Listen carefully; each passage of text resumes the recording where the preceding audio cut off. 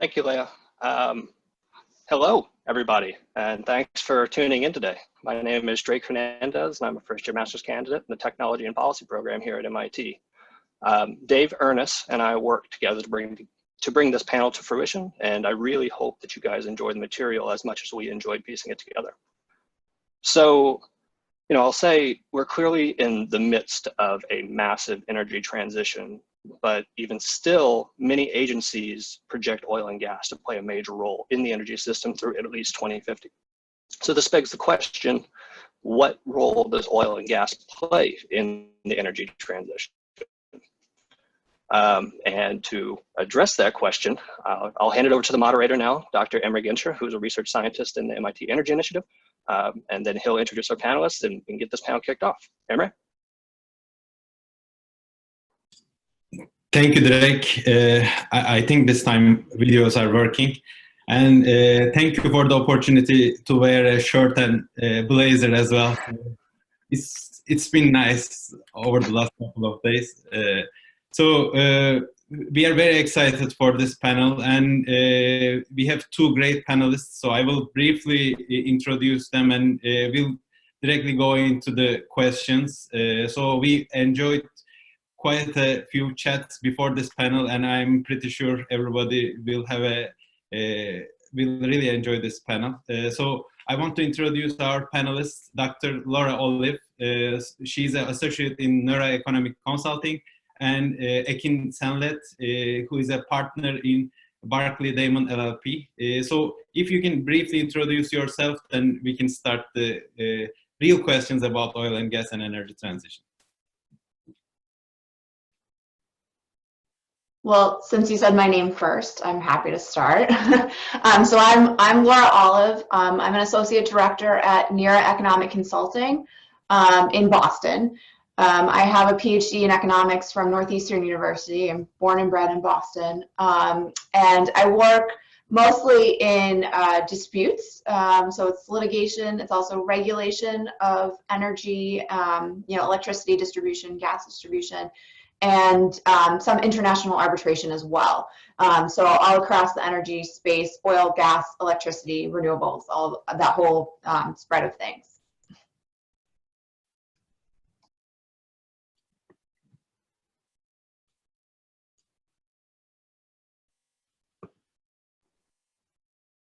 Hi guys, I hope you can hear me well. This is Ekin Senlet from Barclay Damon. I'm a partner at Barclay Damon. Been practicing energy law for about 10 years. My area is mostly renewable energy and siting and permitting of renewable resources in New York and neighboring states.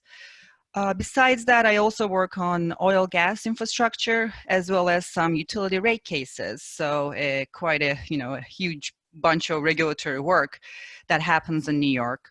My interests are mostly the energy transition. That's why when Drake reached out, I thought this will be an awesome conversation that we can have. Laura and I also work as colleagues in different cases that come before the New York State Public Service Commission. So I'm looking forward to a great chat.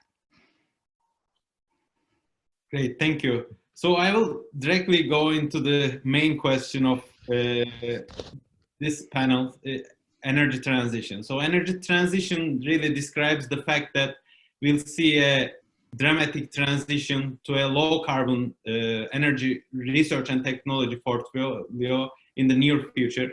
And so the main question here is, what is the view on energy transition from your perspective? And I think probably your views has changed dramatically over the last couple of weeks. Also, it will be great if you can update your transition views based on the current pandemic crisis. And it will be great to hear both of your views on that. You want to go first, Laura?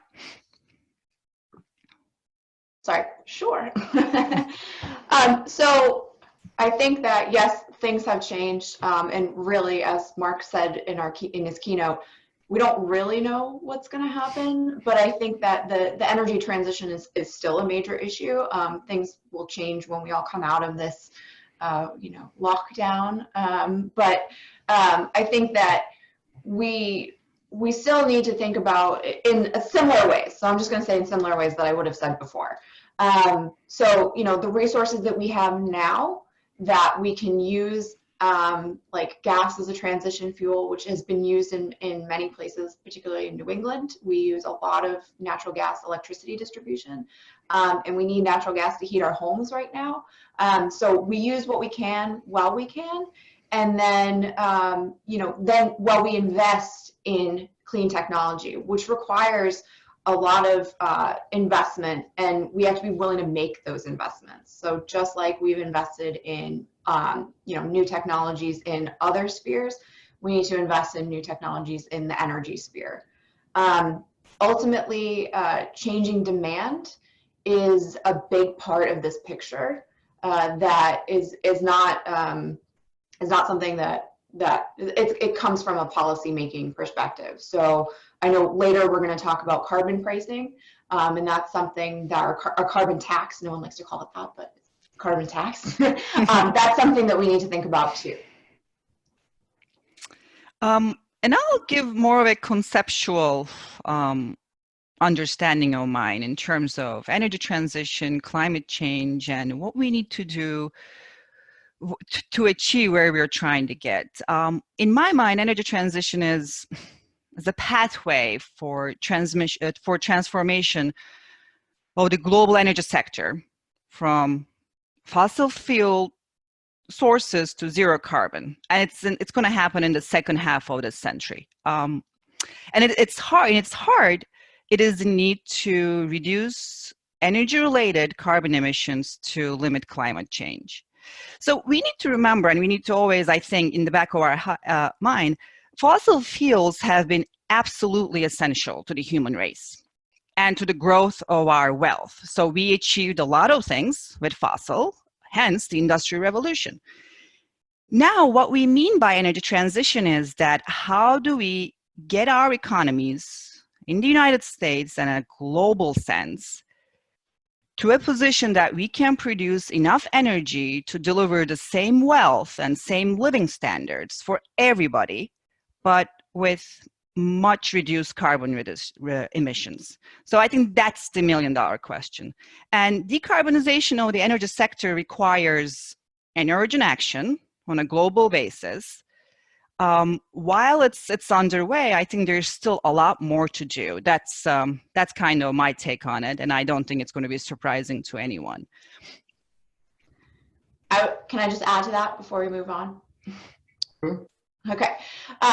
So just to kind of put a little bit of a silver lining, I'm going to say something that's not such a silver lining, and then what I think would be a silver lining. So, we're in a pandemic, we're in a lockdown, right? And of course, that's challenges for all businesses, including energy, no matter if you're talking about oil and gas or if you're talking about renewables. And so, that creates credit crunches, and, access to capital is really difficult. But the silver lining is that we, as the human race, have always taken challenges to kind of find a new, better way to do things.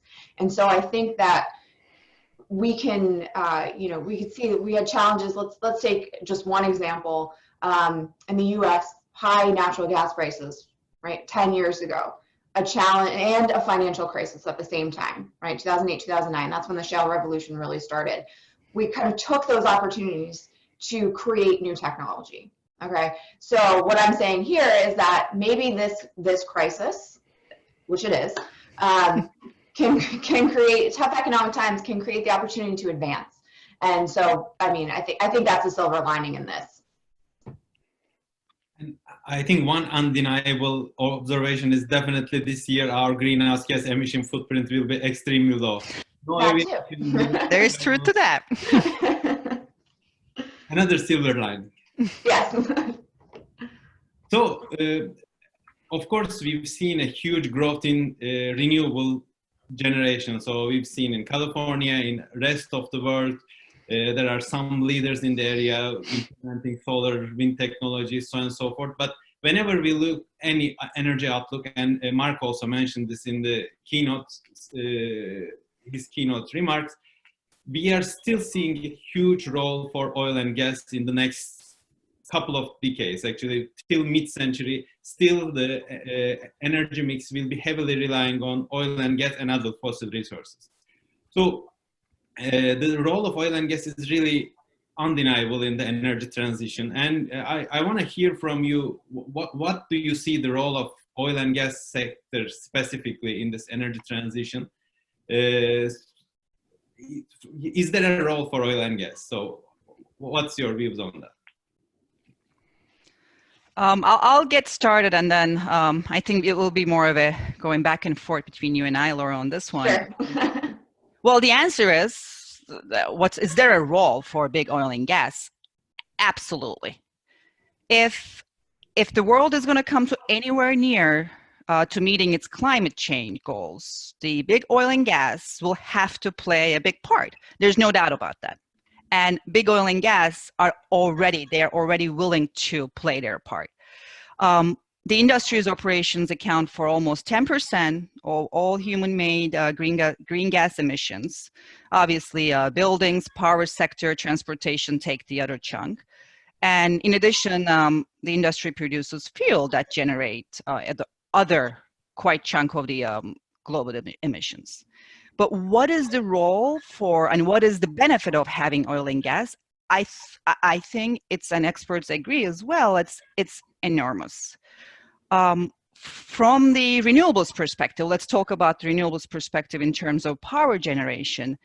The increased participation of oil and gas will be extremely positive for those industries. As the first issue, it's the financial aspects of things. The scale of investments that are required to implement the energy transition is enormous. We already know that.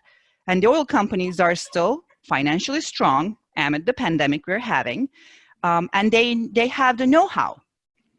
Plus, they have the local knowledge and the connections. And these are hugely beneficial for project development, especially in the renewable arena.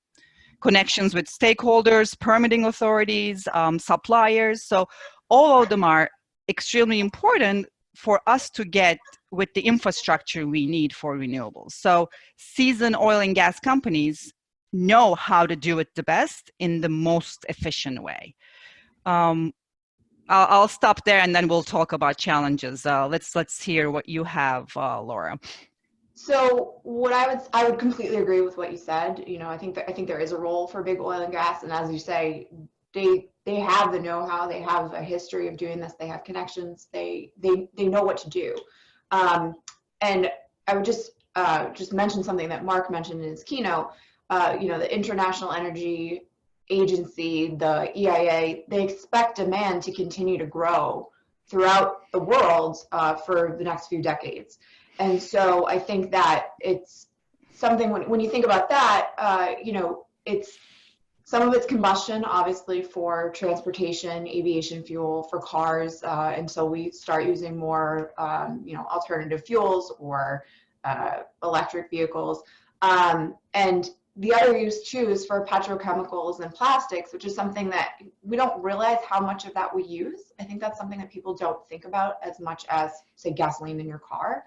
And around the world, oil, the demand for oil is growing because of that petrochemical use. In the United States, we use gas as petrochemical feedstock. So there's still that demand happening. So I think as we use those things and continue to use those things, there will be a role for oil and gas in a sort of their traditional use. And then there's also role of the companies who know what they're doing and can kind of help in the climate change and play a role in climate change actions. And just to piggyback on that, Laura, in terms of they know what they're doing and how the oil and gas can take advantage of that while uplifting the Right. renewable development. I mean, we do already see it around the globe. In the United States, we do see a lot of mergers and acquisitions or partnerships with BP Lightsource or Shell Silicon Ranch. These are all good examples of how oil and gas companies' experience can be used for renewables, and also how oil and gas can gain experience in wind and solar in biomass, while also helping these developers to access lower costs that reduce the cost of energy. And all of them can put them in an advantage. While we were having this, while we were prepping for this panel, the other question we were thinking about is in terms of like, what is the challenge for oil and gas? Because if it was that easy, everyone would move forward to, you know, building their renewables and diminishing carbon emissions. What's the challenge, and why is it going to take a little longer than we would like it to happen? And I think the biggest challenge is to convince the shareholders, just to make, you know, to make sure that the executives of oil and gas are making a sound decision while they're moving their investments into energy transition. In terms of what instruments oil and gas needs to be successful, I think it's both internal and external. The internal ones are the ones that we talked about, the company policies to create innovative technologies or enabling their CapEx resources for renewables. Those are all internal things. For external, these are the market initiatives and instruments that, one of them that Laura mentioned, carbon pricing or centralized energy regulation. So those are the things that need to come externally, and the oil and gas will adapt to that. And I know we're going to discuss carbon pricing later in the panel, so I'll stop there and let's see where you want to take us, Emre.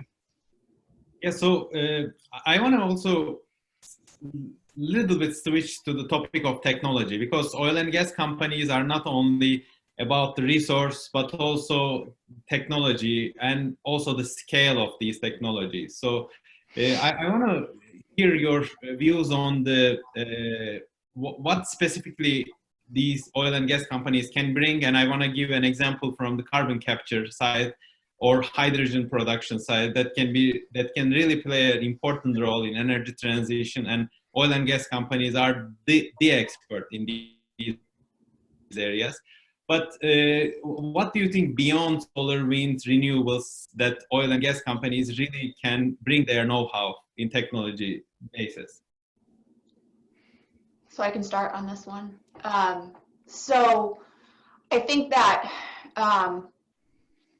no matter what kind of energy we're talking about, you know, if we're talking about traditional energy infrastructure like pipelines or LNG or refineries, or if we're talking about renewable investments in wind or solar or biomass or carbon capture or hydrogen, in any kind of new technology or energy infrastructure investment, there are challenges because capital is required really before revenue can be realized. So in order for a pipeline, just as an example, to be valuable, you have to spend the money, invest the capital to build that pipeline or build that carbon capture or invest in that technology to do something, and then earn the revenue later. So oil and gas firms have been doing this for many years.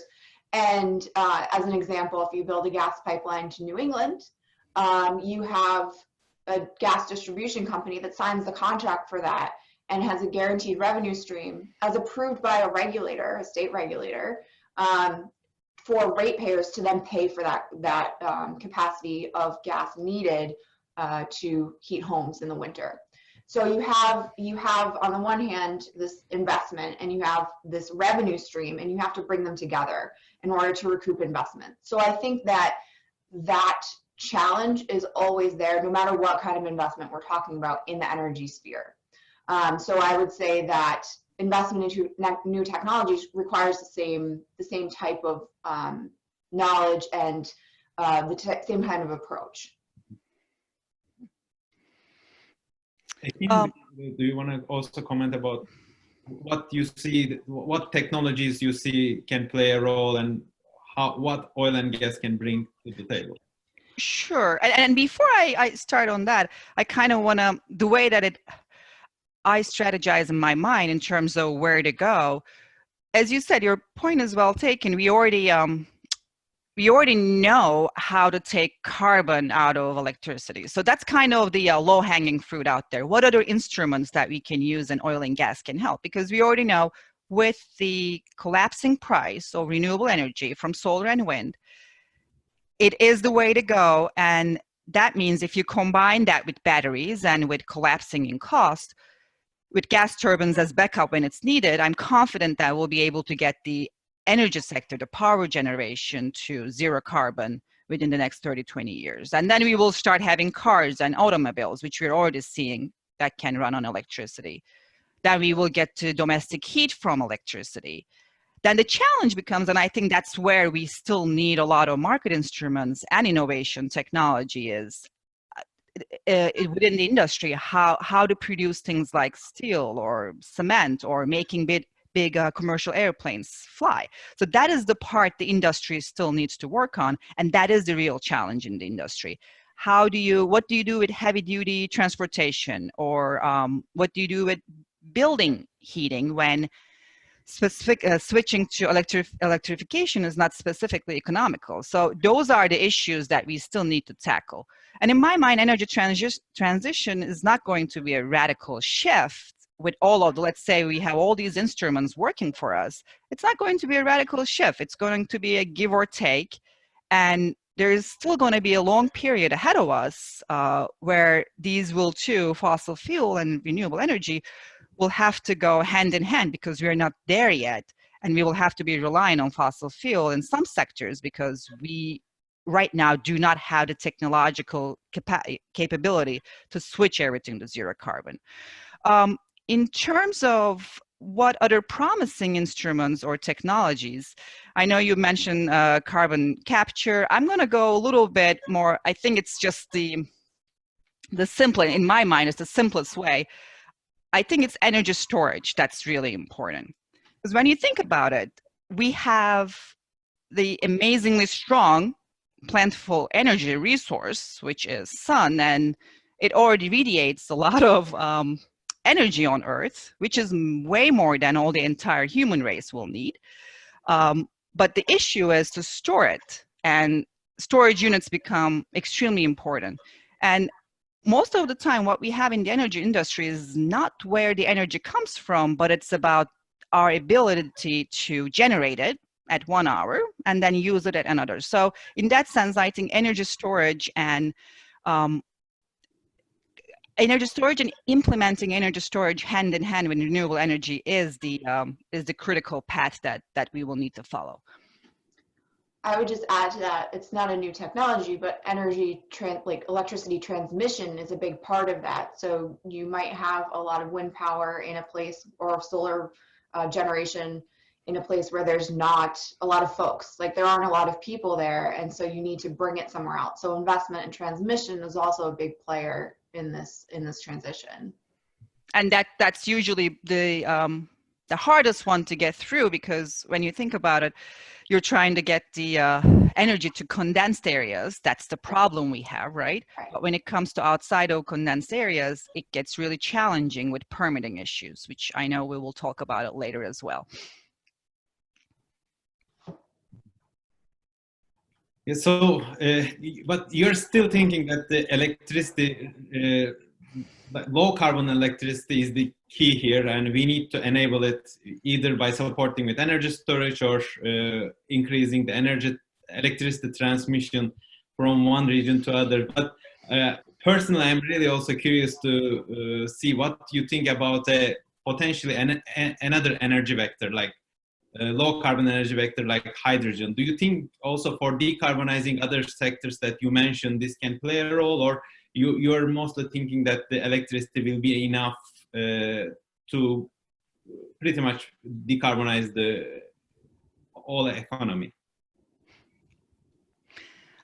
Your point is well taken. I think it's not about we don't need outside of the electric power. It's more about it's the low-hanging fruit out there that we can decarbonize the power sector.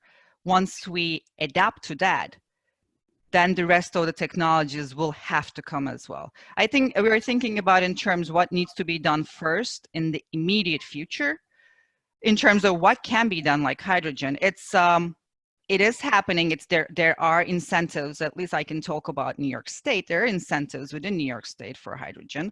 However, it's a little bit more about how do we get the energy sector decarbonized first and then implement new policies. So it will go hand in hand. Is it going to happen overnight? I don't think so. I would just add that I think there's always uncertainty in new technology, and so I don't think we really know. But as Ekin said, you know, it's the low-hanging fruit, and then you know, who knows? There could be a major technological advance that none of us is expecting right now, and we just kind of have to be open to those types of surprises, I guess. And be open-minded. Yeah. So I think this is a good segue to our next topic on political challenges. So Ekin, can you comment about the gap between federal and state policies? Sure. There is a huge gap between federal and state policies. We are seeing this we saw this in the Green New Deal. States are pushing the federal government to a level, and the federal government is trying to learn from the innovation from the state level, which I hope that will happen at the end. But we do see a huge gap. We did see it last year with California's waiver rule, and just recently, I think EPA passed a few days ago the new transportation standards, which brought us back to pre-Obama standards. So things are a little bit in a scary place. And when I was thinking about this, it's actually similar to what we are dealing with the current pandemic. States are taking the lead on their own, doing whatever they need to do to protect their residents, and federal government is following a different path. Sometimes they agree, sometimes there are differences within the policies. When you think about all these current policies, it's a little, when I say scary, the reason I say that it's not going towards the same direction. We're all going at different directions. States are somewhat similar. However, the federal is different. And this whole climate is not ideal for oil and gas, in my mind, because the companies are looking for a clear guidance, either from the federal government or the state government. When the policies start conflicting, it does create overall problems. And especially when states start to do their own policies, they get used to what they're doing. So when it is time to switch to a federal policy, it will be harder for states to move from what they've been doing for the last decade. I would just add to that, you know, we live in a democracy, and we live in a system where states have power and the federal government has power in the United States. In other countries, that's not the case. A national policy will affect everyone in different countries. And so all this happens with many initiatives. States do different things. California and New York tend to be first movers. You know, other states tend to follow suit, and then maybe the federal government follows suit. So that's sort of the way that we deal with things here. Whether that's good or bad is an open question, but that's sort of how democracies work. And to that, Laura, as I said, my hope is that at the end of it, that states are doing something different than federal, but hopefully what the states are doing will help the federal guidance, because we will be already at that point, a lot of states trying different guidance, different policies, so we will know what's working, what's not working when it comes to a federal policy. But again, the lack of a whole policy from the federal government creates, I think, adds to the uncertainty that the companies are worried about. Right. Laura, can you give a bit of details to us? So how does the economic regulations of electricity and gas currently work, and whether it can adapt to this change? Sure. So if we're talking about, let's just stick with electricity for the moment. It's very similar for gas distribution, but let's talk about electricity distribution for the moment. So every state has, you know, a regulator. And the federal government, the Federal Energy Regulatory Commission, also regulates electric transmission across state lines. And so you see orders from FERC, for instance, Order 841, excuse me, on energy storage, right? So you have that for our transmission system. And then you have states doing different things, as we've just been talking about. And there are state policies from the executive branch, the governors, and then there's the regulators who are usually, a specialized part of the government. So your Department of Public Utilities in Massachusetts, you have the New York PSC, Public Service Commission, all of those, every state has one. And they have a public interest, I don't want to say mandate, but they work to do things in the public interest, to make decisions in the public interest. So they weigh, the ratepayers. So those of us who all have our computers on, we're all ratepayers to electricity companies. They weigh those concerns with public policy and with company needs for investments and for earning a reasonable return on the investment they made into the transmission or distribution of electricity. So I think that as part of their role is to kind of flow through those policies to the extent that they're in the public interest and that they can do that. So, I mean, I would say that there's as the state role, there's the government, the governor, and then the executive branch, and then there's parts of that, including regulators that help in this area. So that's where you're seeing a lot of these things actually implemented. And if we were to talk about, Laura, thanks for the economic, the analysis of how it can be done. Let's talk about what the states are doing, right? I think that will help the audience as well. Yeah. We talked about a lack of federal guidance, and then let's now switch to what states are doing. And what we see out there is a number of states are rolling out their own decarbonization policies to reduce emissions sharply by 2050. And the current and proposed policies cut emissions from three resources. The first one, we kept talking about it, it's the decarbonization of the power sector, the one that I keep calling low-hanging fruit, that is switching from gas and coal to wind and solar, and there's this whole gas part of it as well that Laura mentioned. The second one is to decrease in carbon emission in end uses in buildings, such as buildings, and that's using low carbon electricity rather than natural gas or fuel for heating. So that's the second major implementation that we do see from states overall across the United States. And the last one is transportation. This is the shifting from conventional gasoline powered vehicles to models that they run on electricity. Those are the, I call it as the three-legged stool of energy transition at the state level. Those are the three legs that we keep seeing in pretty much in all state policies. Yeah, so actually, I also want to hear more about specifically from New York, and I know, Ekin, you have done a lot of work on that space. So can you tell us more about the climate change law adopted in New York and specific examples that can strengthen some of the points that you raised? Absolutely. Absolutely. I live and breathe in this, the New York Climate Change Act, and decarbonization of the power sector has been very important in New York. And last year, the governor, under Governor's vision, Governor Cuomo's vision, and his under his Green New Deal, one of the strongest set of climate policies has been adopted, which is called the Climate Leadership and Community Protection Act, CLCPA, you will also hear.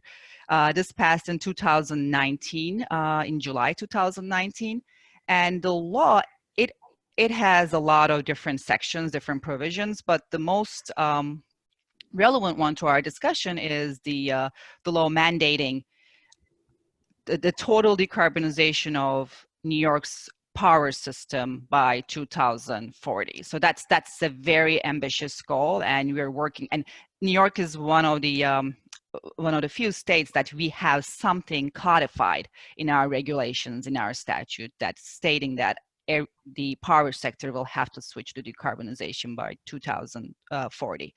When you think about it, New York is one of the largest economies in the world. It's 10th or 11th, I believe, within the world. So what is going to happen in New York and the outcome of our battle will really change things in terms of policy. Will that change things in terms of we will see a lot of carbon emission decrease in the world due to New York's CLCPA?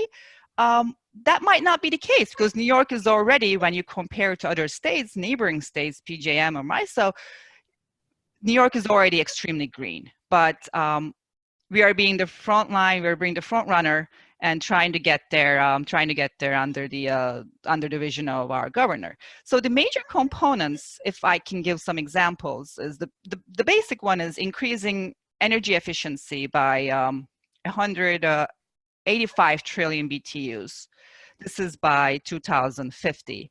And expanding the share of electric power generated by renewable sources extremely, such as hydro, solar, wind power, by 75% by 2040, and zero carbon emissions by 2040. The CLCPA also has mandates regarding offshore. That is 9,000 megawatts that we need to have by 2035. Currently, there's not much, so offshore is one of the areas that state is looking into, and there are two projects that are already approved by the state, but they still have to go through the siting process before New York. And there's a 9,000 megawatt distributed solar mandate and 3,000 megawatt of energy storage by 2030, which is again one of the highest among the amongst the neighboring states. So, Laura, I think New York is one of the first front runners for the carbon pricing as well. So maybe zooming out a little bit and looking for what is the role of carbon pricing in reducing carbon emissions, and why do you think it's an attractive tool from the economics point of view? Sure. So carbon pricing is something that it aims at the demand side. Okay, so if you say there's I'm going to say $1 price for every gallon of gasoline that you buy, or something like that, right? It's a price that helps consumers recognize the cost of consuming that particular good. So you could do it for anything, right? It doesn't have to be for gasoline. It could be for anything, and any tax like that is attractive, or any carbon price like that is attractive to economists because it's a market-based way to help consumers in the demand side recognize the effects of their consumption. And so as a market-based tool, it's attractive, and it helps change behavior. And that's why it's an attractive proposition. I think other tools that I'll just mention briefly that have worked in other places in Europe, this is a big example, in Europe is cap and trade. So cap and trade for emissions is a tool that has had a lot of success, and we've used that here in the United States for other emissions, for sulfur dioxide emissions. And so those kind of market-based tools are attractive to economists because they put it then on the players in the market to recognize the effects of that consumption. Thank you. So we will also take some questions from the audience, but before switching to that, Ekin, I want to ask you about the essence of NISO's carbon pricing. I think we can, it will tie very good with Laura's comments. Sure. I mean, Laura explained, since she's an economist, explained how it will work. Thank you for that. How it's going to work and how the market incentives will be able to get us where we're trying to go in New York. Just to give you a little bit of background, again, when it comes to carbon pricing, New York is one of the front runner again. It is part of the CLCPA. In the fall of 2016, so about 2 or 3 years ago, the New York Public Service Commission and NISO began examining the impact of carbon fee within the wholesale electricity markets. And they created a task force which has issued a series of reports. And The idea is that the proposal is to levy a carbon fee on electricity entering the wholesale distribution market. And when you think about New York, wholesale distribution market is a competitive market in New York. So in its simplest form, the pricing mechanism takes the social cost of carbon and places that cost on top of the generators, the competing generators' supply offers. So then these all get into New York ISO's price setting calculation, which is, by the way, a transparent process. As I said, it's competitive. Wholesale markets are competitive in New York. So the idea is you will still come up with the lowest cost dispatch.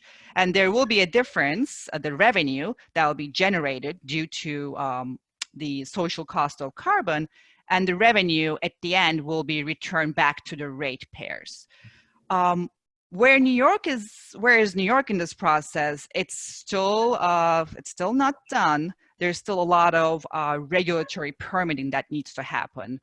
Once there's no approval at the state level yet. Once there's a state approval, meaning when NISO and PSC agree on what needs to be done, then NISO will do a filing with the FERC, and FERC needs to bless the carbon pricing proposal that NISO comes up with.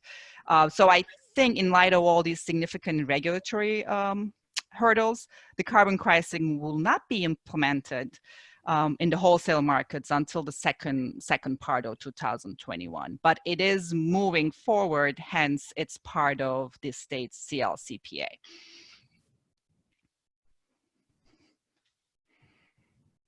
So thank you very much. Then I'll switch to audience questions, and I will start from the most voted ones.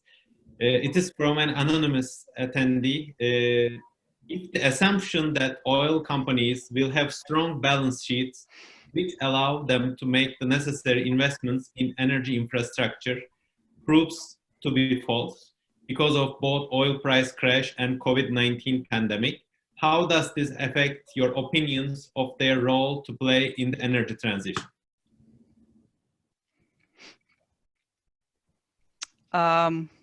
You want me to try?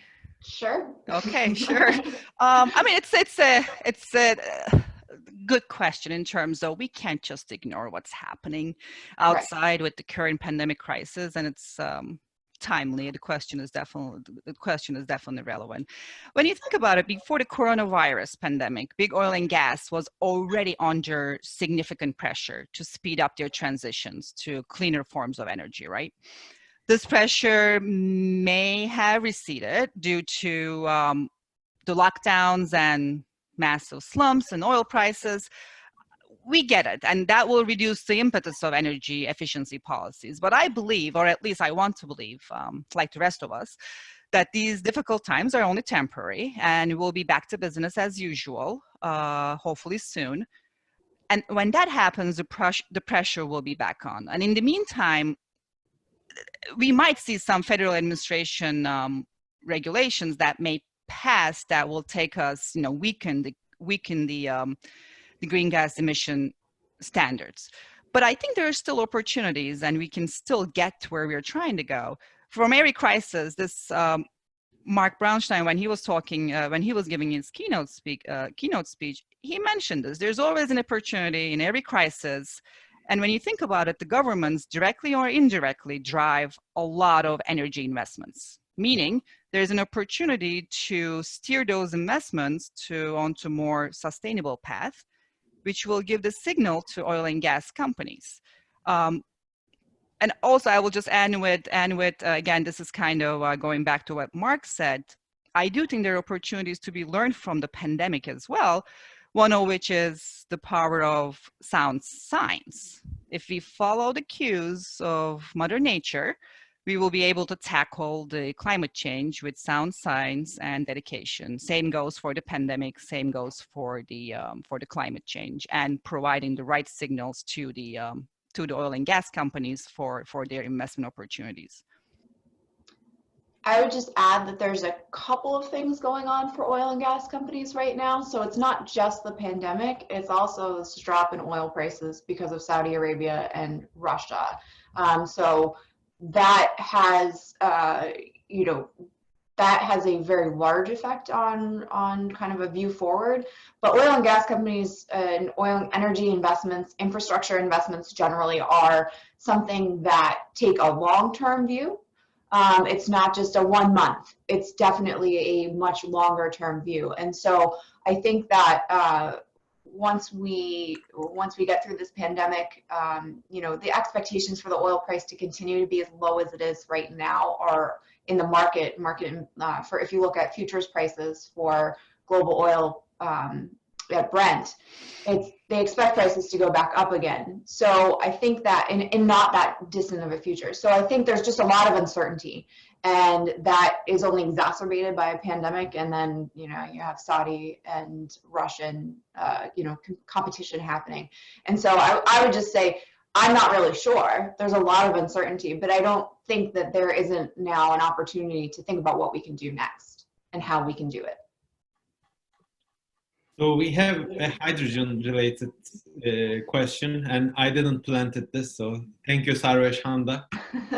What do you think is the prospect of the hydrogen economy? Is this current crisis going to help open up opportunities for investors and more innovations in this sector, particularly in the energy storage industry? That is the hope. Definitely, that is the hope. In terms of combining energy storage and hydrogen, as I said, there is a lot happening in New York. I can just give my perspective on that one. That where New York is trying to go under the CLCPA has an energy storage perspective. And you can only, you know, as the costs are going down for both technologies, I think there are a lot of opportunities out there. Whether the pandemic slow us down or not, it is kind of to be seen. I'm on the in the optimistic camp, and I'm hoping that once we get out of this crisis, we will be back on with our policies, and hydrogen will be part of it. Mm-hmm.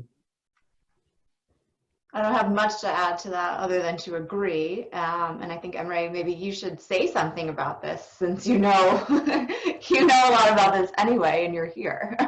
So I really don't think this current situation will make any difference in terms of the adoption of hydrogen economy. But I think throughout the last almost century, we've seen up and downs for use of hydrogen in different sectors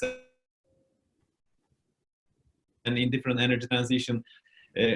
But the way I see this time is a bit different, because it can really help the decarbonization of hard to decarbonize sectors by electrification. And I think there is this realization now that, okay, we need something else, and hydrogen can play a very important role because it's extremely flexible. So you can produce from many different sources, you can use in all sectors.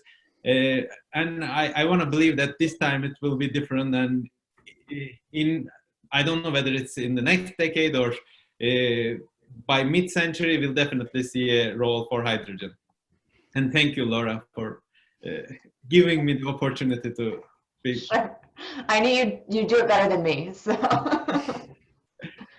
So, I think we are, yeah, so this is kind of Actually, the end Emre, of our time, and I see a note that. Hey, before you conclude, I know we're kind of out of our time. I was looking through, now I just opened the question and answer part, and I'm just seeing the great questions out there. Sorry, I didn't look at it before. And you were just talking about the ones that was going up to list. I did see a very quick one about nuclear, and I know that's something that I wanted to touch upon, but then we just carried away. That's a very important topic as well, as nuclear being one of the, you know, cleanest producers of electricity. Just wanted to touch, and in terms of carbon pricing and carbon fee, the idea is that outside of carbon pricing, the nuclear power will do get benefits. So it's not something that's put aside. And when we say renewables, that we're only talking about solar or wind. Nuclear is part of it, at least in New York. We have 6 of them, even though we are retiring some of it. the idea is that with carbon pricing, we're hoping to delay the retirement of some of the nuclear plants we have in upstate, so that the whole power sectors can still take the advantage of the clean energy we have from them. Can I just do the same thing really quickly? There's a really good question about, will a single global gas market emerge? And I have a lot of things to say about that and have said them in the past. So. Let me just interrupt for a second and say that our next panel is at 11:55, so there is no need to rush. This time is perfect. This time was originally slated for a coffee break. Yeah, so like Trey said, we don't take responsibility for the quality of your coffee at home. You can continue to drink your coffee and to discuss right up until 11:55 if you like. Well, I don't have that much to say. I think 10:55, not 11:55, right? Yeah, 10:55, right? Not 11:55. All right, that's good that at least we don't have to rush. But if yeah, you're going, sorry, I'm in a different time zone now. Yes. Gotcha. Oh, okay. Go ahead, Laura. So I would say I'll just be brief, and I'd be happy to chat about this more. But gas markets are regional. And because pipeline and gas markets are regulated very differently in different parts of the world. So in the US, we have a competitive gas production sector.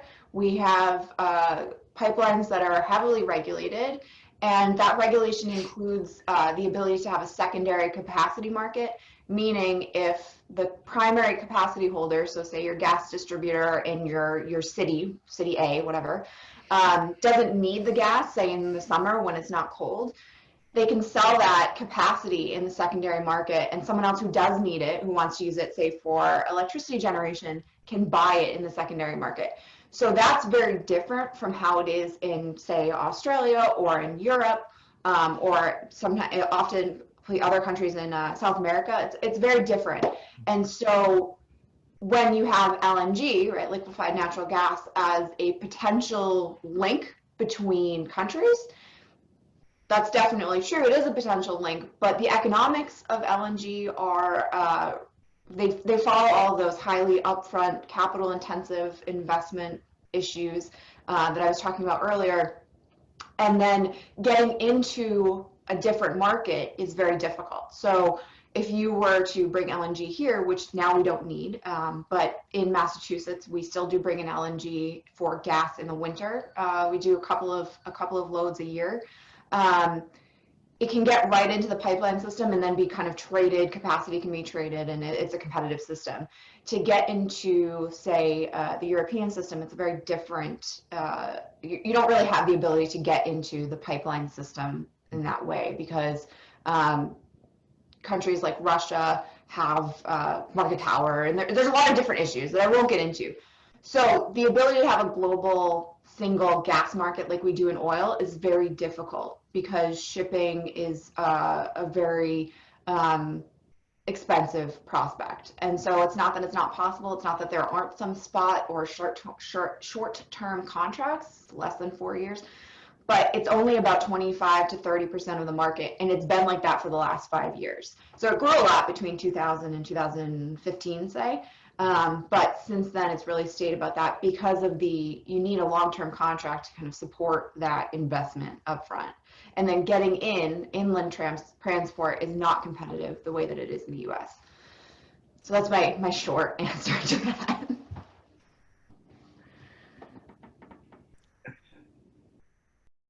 Ekin, do you have any favorite questions that you want to answer?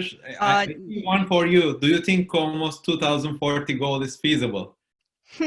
Very good one. That's something that we keep talking about in New York as we speak. Just to give again a little bit of perspective to our audience. So I did talk about CLCPA, which has passed last year, that created the mandate for New York State to have decarbonization of its electric sector by energy sector by 2040. So this was last year. Where we are in March is we have seen a lot of challenges to get to those numbers. And one of the biggest challenge is the infrastructure. The infrastructure is not there yet. And the siting deciding process of these renewable energy sources is extremely burdensome, and it's not moving as fast as we would like it to move, as the developers would like it to move. So as we speak now, New York State, both houses are voting on a different bill. The idea of the bill is that the permitting process of these renewable energy will get on a fast track. It hasn't passed yet. It's today or tomorrow that New York will have a new bill if it passes. And right now the projects take 2 to 3 years, maybe even more, to get to completion of their permitting so they can start building. The idea is that it will shorten quite a bit. So that's one of the challenge that we've been dealing. The other issue about New York CLCPA is as you can tell that when I was talking about it, the focus is on electric sector, and there's not a lot of focus on the other issues such as transportation. That's one of them. It's particularly insufficient the way it is in the CLCPA, because that's outside of the electric generation. We're also trying to decarbonize all of our industries. And the state's strategy to tackle growing transportation emissions is focused on facilitating expanded use of electric vehicles. And we all know that it's expensive. It's still expensive, and it will be challenging in some of the states, in some of the part of the states, particularly upstate.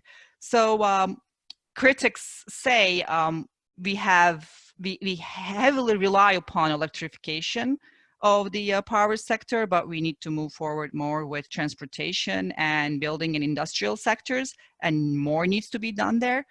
Is it very aggressive? Yes. Will we get there? That is the part with carbon pricing, with the market initiatives and market signals. There are a lot of instruments that the government can use at this point within New York State. Of course, the pandemic is kind of putting us a little behind in terms of the policies, but I think we're just going to continue to move towards it.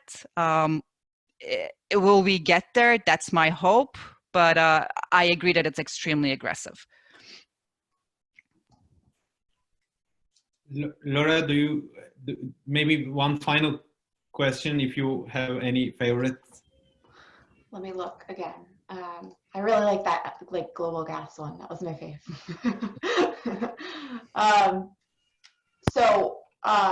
Someone asked a while ago, and I think we already touched on this, but someone just said, isn't carbon pricing simply a tax to change behavior? I think both of us could talk about that a little bit. Yes. But that doesn't mean I'm not sure if the implied, if there's an implication that that's a bad thing. It's, it is what it is, but it is there to change behavior. Maybe Laura, if I can, and you can explain this way better than I do, maybe you can explain the difference between cap and trade and carbon fee. You know what I mean? Sure. Cap and my understanding is social cost of carbon is different than providing allowances to the carbon producers to have, an allowance to use your carbon. It's totally different. Yeah, they're different policies, but they're both market based. Exactly. So if you take a carbon price, which is what New York is calling it, it's a tax. Essentially, adding what they're using as the social cost of carbon to the offers by electric generators in the wholesale market, and then giving that back to consumers over time, right? I'm not sure exactly how that's going to work, but giving that revenue back, that changes the price. And so it changes kind of the order of generation, right? The merit order. That's what the goal of that is. When we're talking about a cap and trade program, we're talking about capping the level of emissions of something. So let's just say GHG for now. And then allowing those that produce it, who buy into or get permits, let's say they're just distributed. You could do it in different ways. You could have everyone pay for a certain amount of permits. You could just hand out permits, and then they can be traded. So for those emitters that need to emit more, they have to buy more permits. For those that don't need it as much because maybe they use a new technology, they're not as big of a plant, for many different reasons, they can sell those.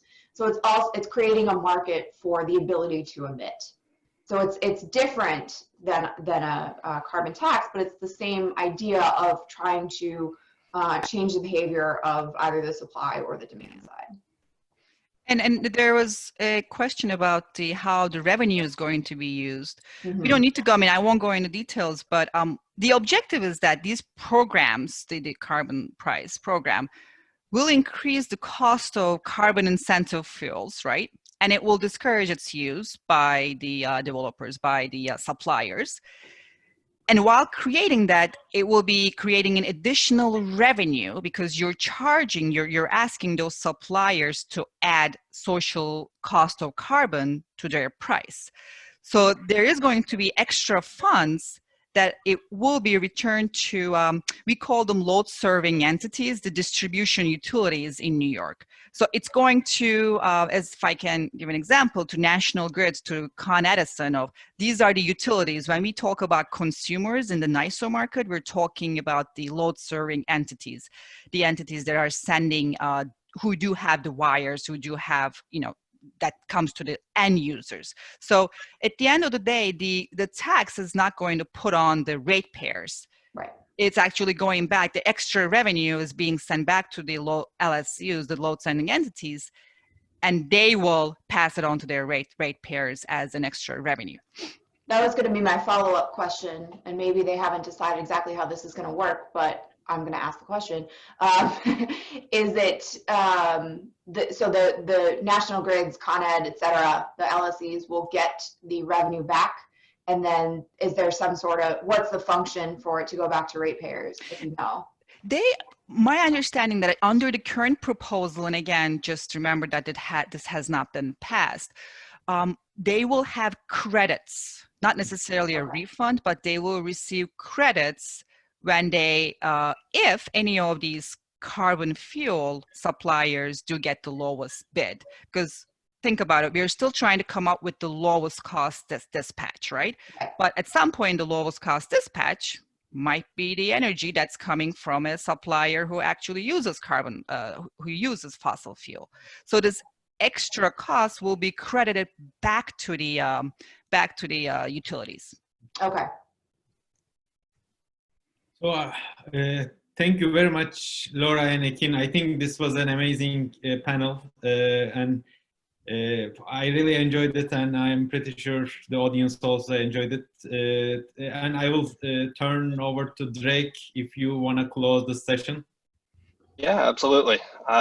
Thank you so much, Ekin, Lauren, and Emre. I will say early on in our conversations, we were worried that, you know, how are we going to fill 50 minutes with just two panelists?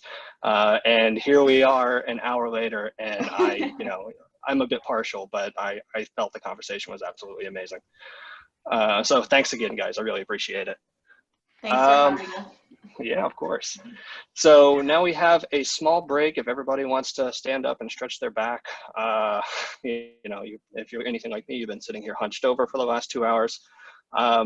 Our next panel is going to be on at 10:55. We'll have Jamie to introduce the Charging the EV Future panel. So, find your way back here in about 6 minutes.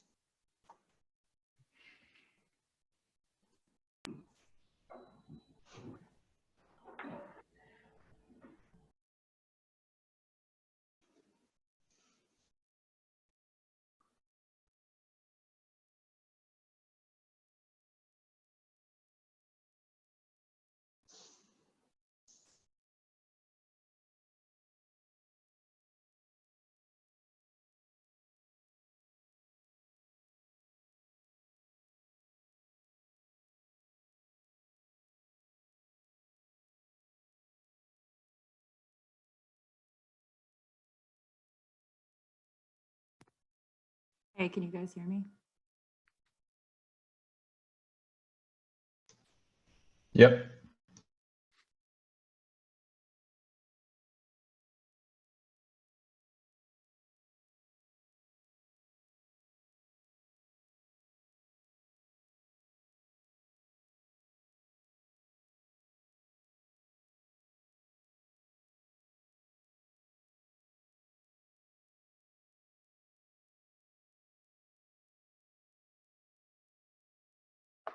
Ooh, promoted.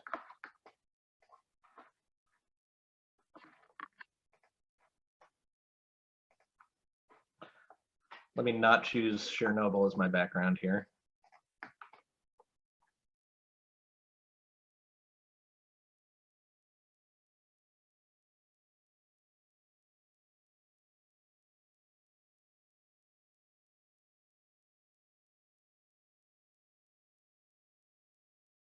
Can you all hear me? Yep, you're good. Okay, good. Thanks.